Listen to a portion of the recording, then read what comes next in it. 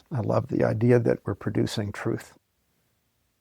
This is about truth. We live in a world that is full of non-truth and fake information and politicians who lie to us on a regular basis and don't even know how to tell the truth. And that truth, it turns out, is beautiful. And here I live in a world that is based solely on a single truth, that there is a best way to proceed. If you're tired of arguing with strangers on the internet, try talking with one of them in real life.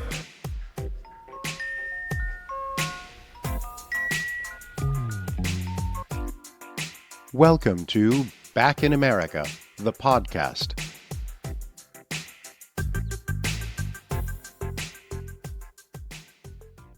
Today I have the pleasure to speak with Dr. Jon Edwards, the International Correspondence Chess Federation Grandmaster and the 32nd World Correspondence Chess Champion. He won the title in 2022, is the only third American to hold it, and was named 2023 U.S. Chess Grandmaster of the Year. Jon used to work in tech at Princeton. He has written over a dozen books like Teach Yourself Visually Chess and the ChessBase Complete. And he breaks down how to combine big databases and AI to play with precision.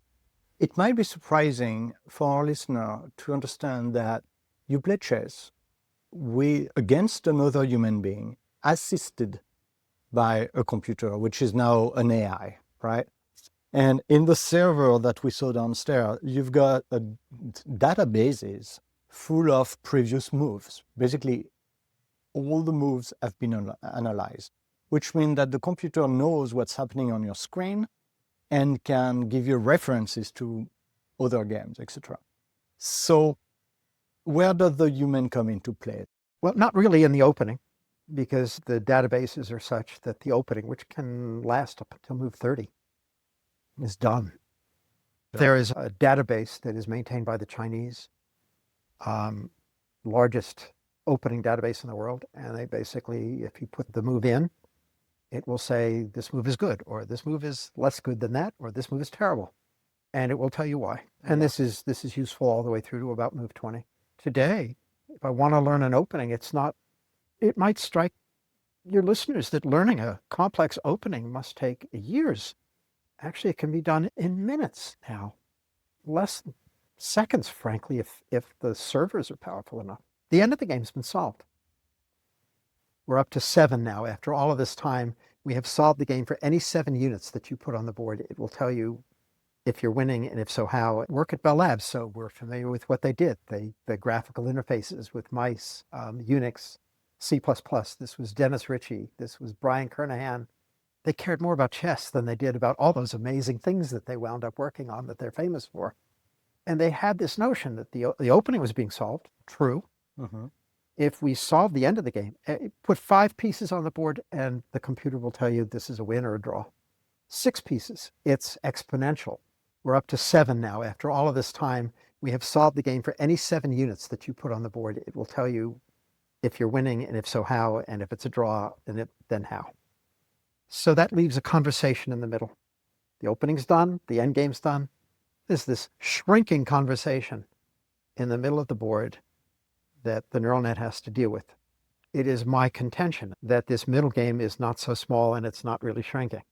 It's still substantial. And there are a class of positions that involve fixed pawn structures in which the maneuvering can go on for 50, 60, 100, 200 moves in order simply 30 moves, in my case, to win a tempo, to win a single move, to get the pawn to move forward. And then we start this over again. And that leaves for rich exploration in the game. Do you think there is an element of human psychology? Of course, but not the way people might imagine. I can't bluff anybody, so that's out. But can I steer the game into positions with fixed structures such that the method that I just described can work? If I do select an extremely complex line with fantastically involved combinations, it's going to be a draw because the machine is good at that and it will guide me through, and there's no room at all for human intervention at all. Rather, it's this long, slow, plodding maneuvering of spending 35 moves to win a tempo, where humans excel and the machines kind of wonder what you're doing. You started playing 50 years ago, I believe. Yes. What hooked you at first and what kept you coming back to all those games throughout the years? It's very comforting. So as a young person, typical male, I had ADHD, which meant that I was flying in every direction all at once. But chess was grounding. It provided action in a fixed space, and it settled me down. More to the point, when I was in 4th grade, I got mononucleosis, which back then meant that I would be in bed for 6 months. If I was lucky, more likely a year. And my father asked, how can I make this less onerous? And I said, could you get me a chess book? We had a visitor at the house, and he'd played chess and asked, I had a chessboard. I wasn't good. And he beat me. And he beat me again, and he beat me again, and he beat me again. And I didn't like that. But I was also curious as to how it was that somebody could be good at this. So I asked my dad to buy me a chess book. The book was Great Moments in Modern Chess by Reuben Fine. I remember it distinctly. And I was in bed. I was reading the book. And 4 or 5 days later, he came in and said, how are you doing with that chess book? And I said, well, I finished it. It's a 300-page book with lots of games. And he said, you finished it? I said, yeah. You want to quiz me? And he started to ask me questions about it. And I had imbibed the book. And after that, he started to buy me a book a week. There's a very good parenting point here, is that when your child expresses an interest in something, however unusual it might be, you support the interest. They were tough lessons because he had no patience. Yeah. But I took to those lessons very rapidly. With the result, I also started playing in tournaments. I started winning money, which impressed my parents, impressed me too. How old were you at that time?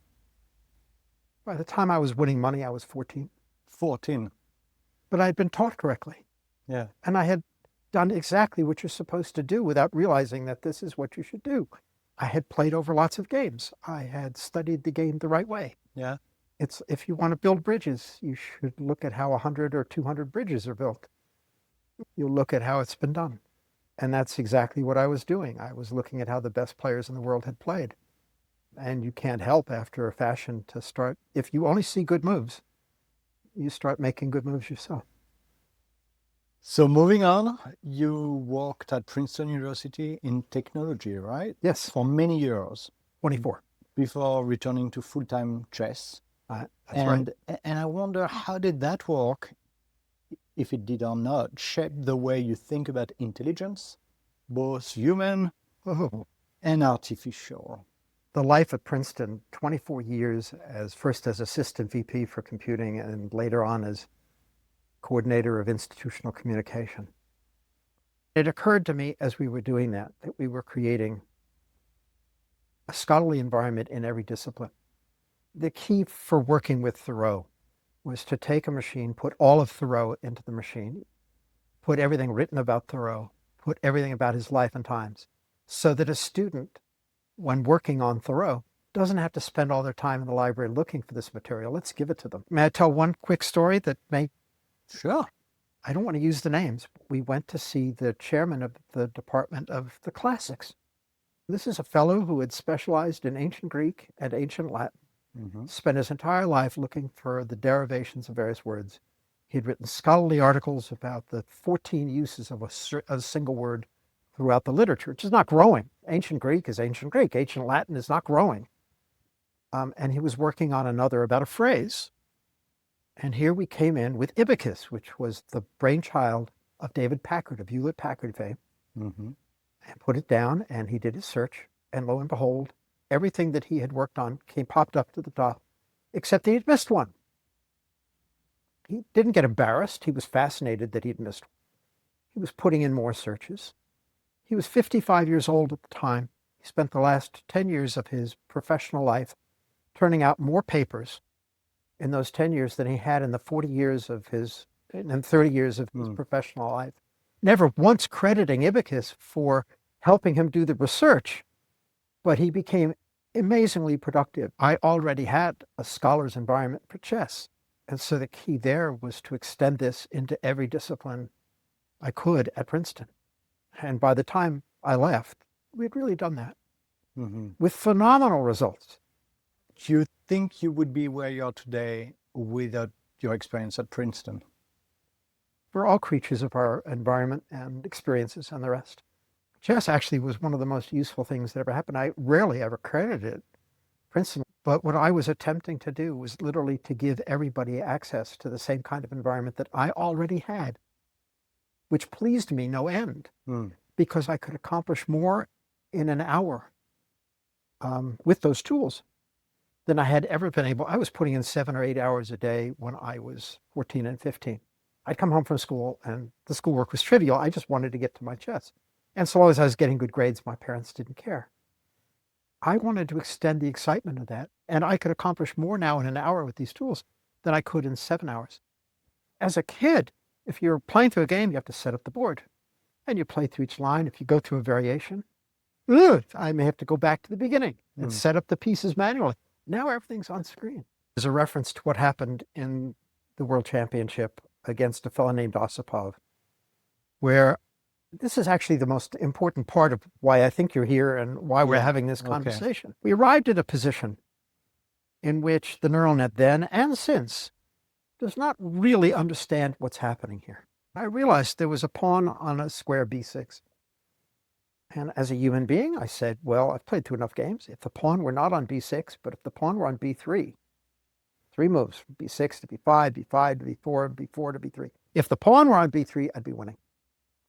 And I'd be winning because my king would go to this square, my rooks would go over here from b5 to b4, took 38 moves. Now I had to get the pawn from b4 to b3.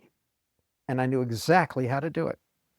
But the method required far more than 50 moves. It could not be done more quickly than that. And so the game, in fact, tragically ended in a draw. I still won the world title. But I have to tell you, I had worked harder at that one position than anything in my life. I think the major takeaway is that a year and a half, 2 years before the end of that game, I understood what I needed to do in a way that the neural net did not.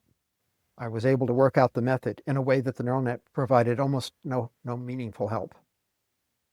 I saw all of that. Now, does that mean I'm thinking ahead far further than the neural net? No, I'm thinking in a different way. Chess has a funny rule. If you go 50 moves without a pawn move or a capture, the game ends in a draw. We don't think about what move to play. That strikes everybody as highly unusual. We think instead about where our pieces belong.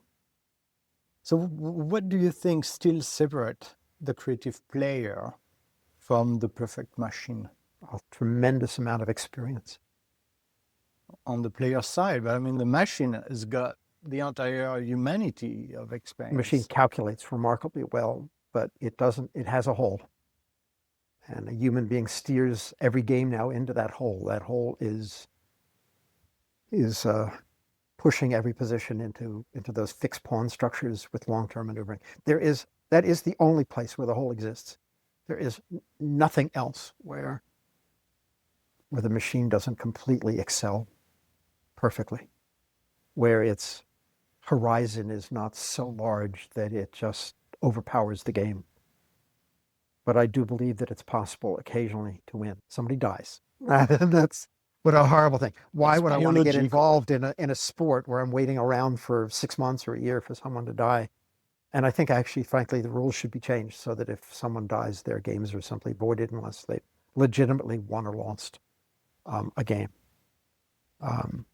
There are games where humans, make clerical mistakes. I was supposed to play the move f4, and instead, stupidly, I played f3 and I hit send, and I'm a moron for having allowed that to happen, but occasionally that will happen. The third, I mentioned there were 3, and the third is the most interesting, and that is that through our cleverness, and there is a significant amount of cleverness involved, we steer the position into one in which that long-term maneuvering in a fixed structure can occur. There are different endgame types, for example, middle game types, endgame types, that are conducive to wins. I showed you one downstairs. There was a position involved. Both sides had a rook, and both sides have bishops of opposite color. It's a famous endgame. It was popularized by Bent Larson in the 1970s and 80s. And I really feel this, I've been at the forefront of AI for 3.5 years. AI is a better accountant. AI is certainly a better programmer. It will program something quickly and correctly. There'll be no errors. The message for everyone else is watch out. They should get the most general liberal arts education, and they should learn how to think. And they should be prepared, frankly, to understand this environment, to work with this environment in meaningful ways. They're not going to outthink it. They're probably not going to be able to do that. But they need to learn how best to work with it. And the most interesting aspect of this is a paper that was done by a fellow at Rutgers who was looking at the human-computer interface and wanted to know if humans brought anything at all to the party anymore. Now, can't we just turn the whole bloody thing over to a neural net and be done? And I'd like to think that a human being brings something to the party, at least for the next year or 2 or 3 or 4. But it's becoming clear to me that it requires a manic human being to make a difference. So question about the computer you build and your database.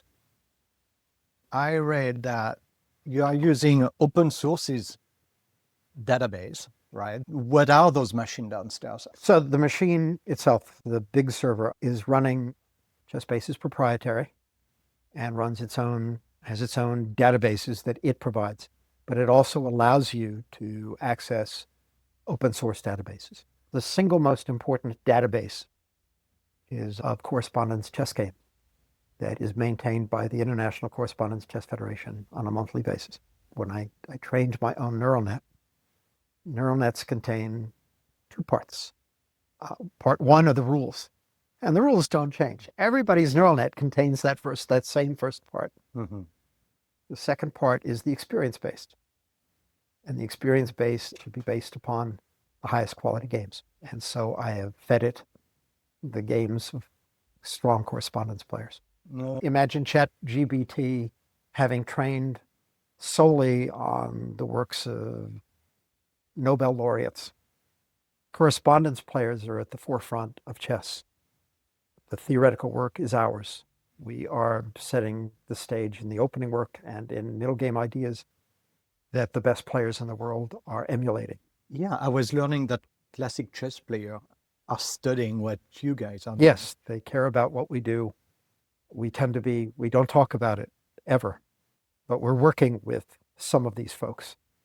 And when we find things, they want to know about it, and they want to know about it quickly.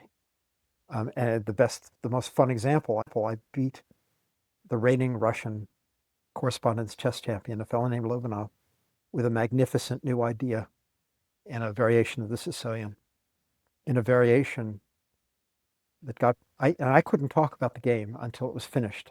Okay. That's an incredible frustration. Yeah. This is a beautiful game and a beautiful idea.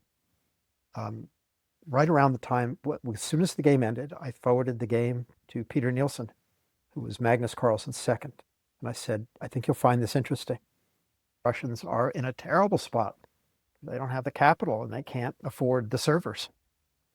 So in order to compete meaningfully at the World Championship level, 2 skills are required. You've got to be a really good chess player. And that's hard enough. Those skills are rare. Not everybody's a great chess player, but it's not enough. You also have to be technically proficient. So I was thinking the Chinese? No, there's not a Chinese competitor in the World Championship. So Germans are the Europeans, primarily the Germans. Yeah, Dutch. Okay. All right. And they're all reasonably good friends. When I won the World Championship, I picked up my medals in Amsterdam. And I got to meet an awful lot of the folks. I got to sit down with some of those who wanted to do it, but weren't technically proficient and wanted to know, that was the question. The chess skills were there, but how do I build my server and what tools and how do I initialize this and how do I work with a neural net correctly? Those are the questions. The books that I'm surrounded by all these chess books, but these are not the books that we're reading. The books that we're reading are on the top shelf up here. They're on how to program neural nets. So my last question is, what is America to you? What is America to me? Currently, boy, an enormous disappointment, an enormous embarrassment. I'm embarrassed by this leadership, which is devoid of the one quality that I care most about as a human being, and that's empathy. I'm not seeing it, and I miss it. I do. Can America recover? I think that's a phenomenally interesting question that should be fed to a neural net, because I don't think I'm smart enough to know the answer. But the reality is, the answer is quite possibly no. You know, it's so much easier to tear down a building than it is to build it. The East Wing of the White House is a perfect metaphor for what we're seeing. It got torn down in 2 days. All that history is gone. It got torn down in 2 days. And if we decide that we want to build it or whatever, good luck. I ran for office in that interim period when I wasn't playing chess, and I became mayor of my town. I was on the committee for 6 years. And a certain frustration of having to do things that are of political nature. You need a consensus, which means that you have to settle on the conclusion that no one of us has a monopoly on wisdom. And I think that's what our system of government was meant to encourage. I see no such conversations occurring. And I'm frightened out of my mind that it was so easy to make the transition away from a healthy democracy, maybe not so healthy, but away from a democracy which had its frustrations, but which was absolutely a democracy, to something that doesn't appear democratic. Jon Edwards, thank you so much for your time today. You're very welcome.